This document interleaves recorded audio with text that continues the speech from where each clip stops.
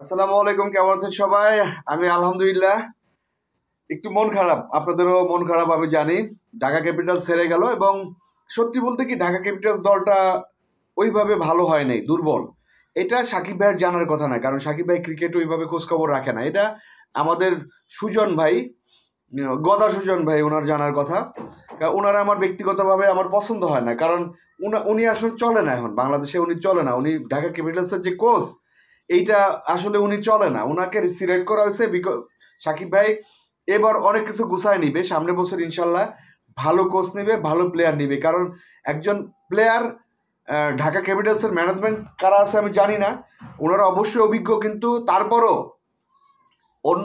ওনাদের থেকে আমরা একদম খুব কম জানি তা সেটা না। মানে একজন আর্টিস্টের দুর্বলতা কিন্তু একজন, মানে কিছু কিছু ইয়েরা করবে, মানে দর্শক করবে। এখন আপনি দর্শককে বোকা ভাবতে পারেন না যে ও কোনো কিছুই বুঝে না।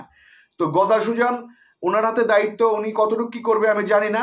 বাট ওনার প্রতি আমার কোনো ভরসা নেই, কারণ উনি দেখেন উনি পুরনো নিয়ে পড়ে আছে। উনি সাকিব আল হাসানকে কেন চান্স দিল না, এই জন্য পড়ে আছে। হয়তো সাকিব আল হাসান কে না রেসপেক্ট করে সাকিব আল হাসানকে? সাকিব আল হাসান তো বাংলাদেশের জান, বাংলাদেশের প্রাণ। উনি কেন ভিলেন হয়ে গেল? উনি কেন দেশে ঢুকতে পারে না? উনি কেন বিভিন্ন ক্রাইমে জড়িয়ে গেল? লোভ। তো সাকিব আল হাসানকে, আগের সাকিব আল হাসানকে কে পছন্দ করে না বলেন? ওর জন্য আমরা জান প্রাণ দিয়ে মানে ঢোল পিটাই নাই, ওর জন্য আমরা রাস্তায় নামি নাই, কিন্তু লোভ এমন একটা জিনিস, সে এমন কোনো দুর্নীতিতে নাই, সে জড়িয়ে পড়ে নাই। ইভেন লাস্ট যে ক্রাইমটা করছে, দলে জড়ায় গেছে, কোনো একটা দলে জড়ায় গেছে। একজন প্লেয়ার, একজন শিল্পী, তার কোনো রাজনৈতিক দলের পরিচয় হওয়া উচিত না। যদি সে রাজনৈতিক পরিচয় প্রতিষ্ঠিত হতে চায়, রাজনীতি করুক। শিল্পী সত্তা বেচা, ক্রিকেট সত্তা বেচা কেন রাজনীতি করবে? সে যদি ওইখানে সাকসেস হতে চায়, রাজনীতি করে সাকসেস হোক, কিন্তু সে একজন ক্রিকেট প্লেয়ার, ক্রিকেটকে পুঁজি করে রাজনীতি করবে। একজন শিল্পী শিল্প সত্তাকে পুঁজি করে রাজনীতি করবে। আই হেট দিস, আমি এটা পছন্দ করি না।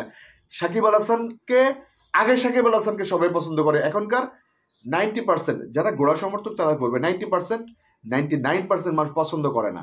যাক, সাকিব আল হাসান কোনো সাবজেক্ট না আমাদের। গদা সুজনের ব্যাপারে বলি, গদা সুজন হচ্ছে সেই লোক যে কিনা ওই সাকিব আল হাসানকে নিয়ে চিন্তা করতেছে, যার গত 2-3 বছর কোনো ফর্মই নাই। ওই একটা দুইটা 6, 10-12 রান, 30 রানে 1 উইকেট, 2 উইকেট, এগুলো নিয়ে আছে। আমাদের দরকার ছিল সলিড ব্যাটসম্যান।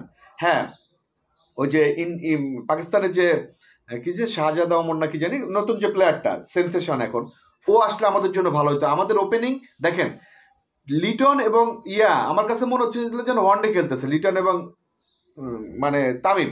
তো হ্যাঁ, যখন খেলা শুরু করছে তখন আউট হয়ে গেছে।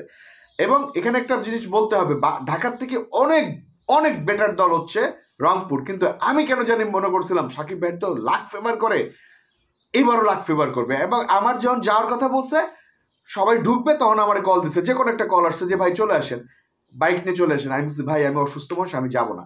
তো স্টেডিয়ামে যে খেলা দেখার খুব ইচ্ছা আছে, কোনো না কোনো সময় যাব, কিন্তু এবার হুটহাট করে যাব না। আরেকটা কথা বলি, আপনারা হতাশ হবেন না, এই ঢাকা আবার ঘুরে দাঁড়াবে, এই ঢাকা আবার ঘুরে দাঁড়াবে ইনশাআল্লাহ।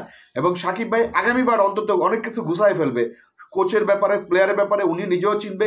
কারণ ঢাকার দলটা তো অরিজিনালি দুর্বল। হ্যাঁ, জেসন রয় বা আরও যদি 2-1 জন আসে, তাহলে হচ্ছে দলটা ব্যালেন্সড হয়ে যাবে। ব্যাপার না, ঢাকা ক্যাপিটালস ঘুরে দাঁড়াবে। যারা হচ্ছে খুব ছিলেন, তাদের বলি ভাই হতাশ হবেন না, হতাশার নাই।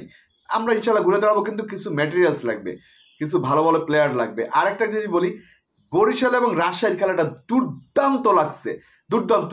আমার একটা জিনিস মনে হয়েছে, বিজয় একটা ভালো ইনিংস খেলছে, একটা ভালো ইনিংস খেলছে, ওই যে রাব্বি একটা ভালো ইনিংস খেলছে।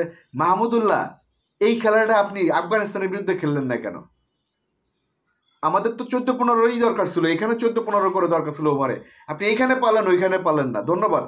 কিন্তু বিপিএল কিন্তু জমে গেছিল প্রথম ম্যাচটাই, দ্বিতীয় এবং ভালো রান হবে, দ্বিতীয় ম্যাচটা কিন্তু ভালো রান হয়েছিল, কিন্তু ঢাকা জিততে পারেনি।